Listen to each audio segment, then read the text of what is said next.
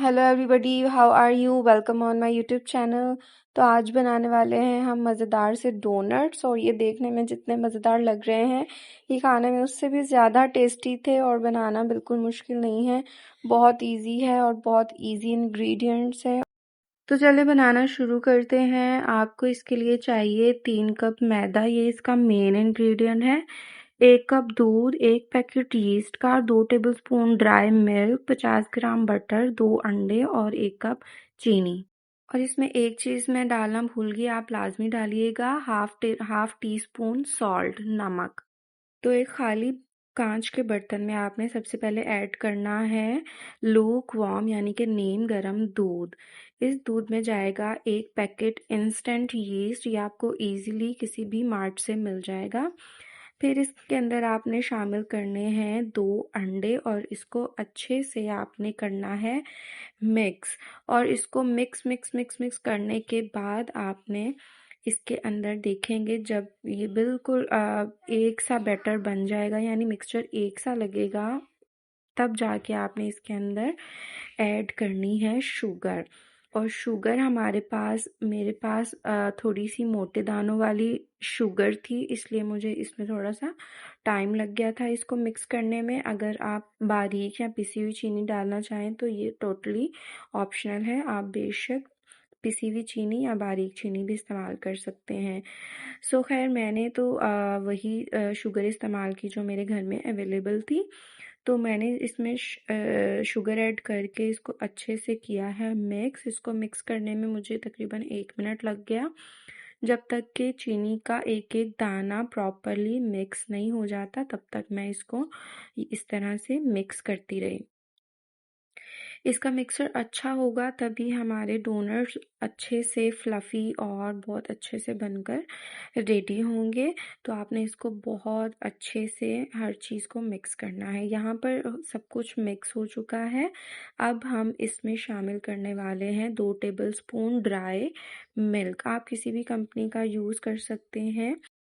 इसको भी हम मिक्सचर के अंदर अच्छे तरीके से बिल्कुल मिक्स कर लेंगे। इसके बाद इसमें जाएगा 1 कप मैदा।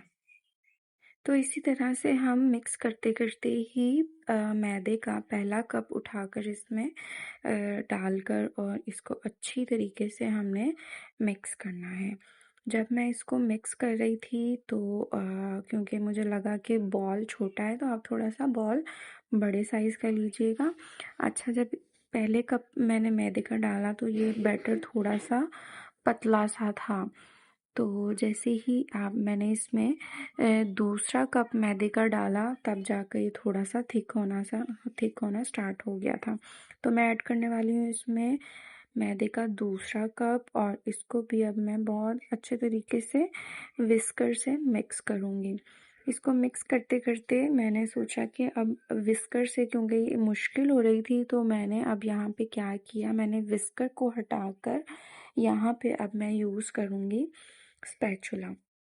इस तरह से आपके घर में कोई भी स्पैचुला हो वो आप यूज़ करना।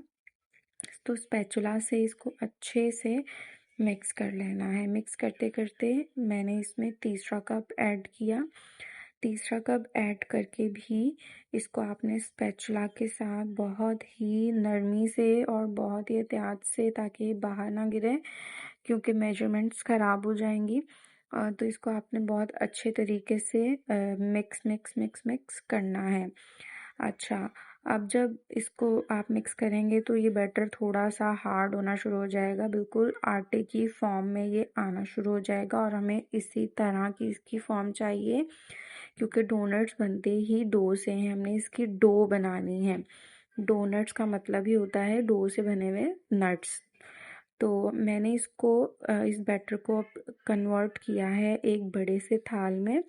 इस तरीके से बॉल के अंदर से सारा मैंने बैटर निकाल कर इस थाल में डाला था। अब इस स्टेट पर हमने शामिल करना है इसके अंदर ये बटर। ये तकरीबन 2 टेबलस्पून बटर है हमारे पास। अब हमने कोई स्पैचुला यूज़ नहीं करना है, अपने हाथों की मदद से ही मैंने इसको इस तरह से गूंदना स्टार्ट कर दिया है। अच्छा, इसको आपने उस स्टाइल में गूंदना है जिस तरह से मैं कर रही हूँ। नॉर्मली हम दूसरे तरीके से आटा गूँथते हैं, लेकिन डोनट्स की डो को हम एक अलग स्टाइल से इसको हम इस तरह से गूँथना स्टार्ट करते हैं। तो आप यहाँ पे हल्का सा मैदा भी स्प्रिंकल कर सकते हैं, ताकि आपके हाथों से ये ज़्यादा चिपके नहीं। तो इस तरह से हमने इसकी डो को इस तरीके से अपनी हाथ से इसको खींच के इसको हमने डबल करते जाना है। और फिर जब इसको इस तरह इस स्टेट पे, तो ये काफ़ी स्टिकी लगेगा आपको, बहुत चिपकेगा हाथों से, लेकिन जब आप इसको इस तरह से करते जाएंगे तो इसकी स्टिकीनेस थोड़ी सी कम होती जाएगी। जब ये इस फॉर्म में आ जाए तो इसको आपने एक साफ बर्तन में ढाँप के कुछ देर के लिए छोड़ देना है।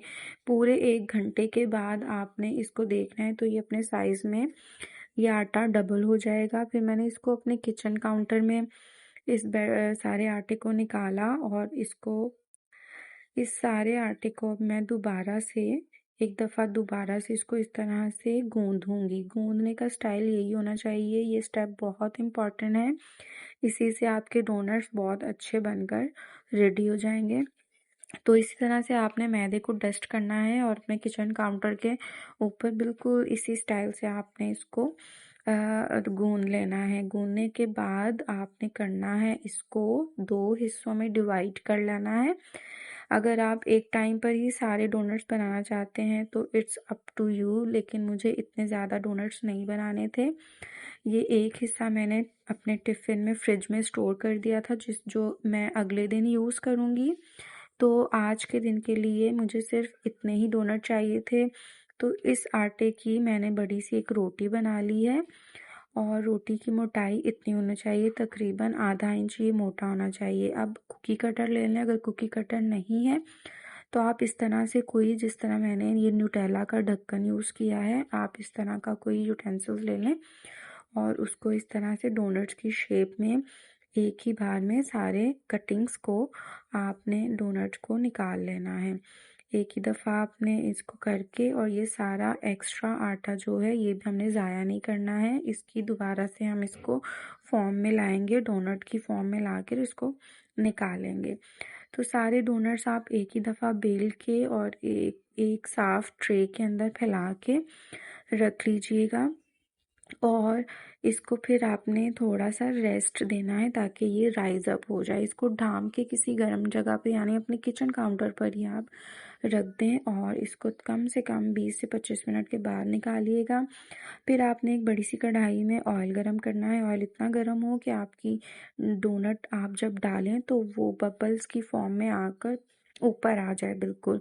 अगर तो आपका डोनट ऑयल से बिल्कुल ऊपर फ्लोट होने लग जाता है, ऊपर ऑयल के ऊपर तैरने लग जाता है, इट मीन्स कि आपकी डो परफेक्ट बनाई है आपने। तो यहाँ आप देखें कि कढ़ाई में मैंने डोनट्स डाले उतने ही जितनी कढ़ाई में जगह थी, और ये डोनट अपने साइज से डबल हो चुके हैं, यानी डो बिल्कुल परफेक्ट बनी थी।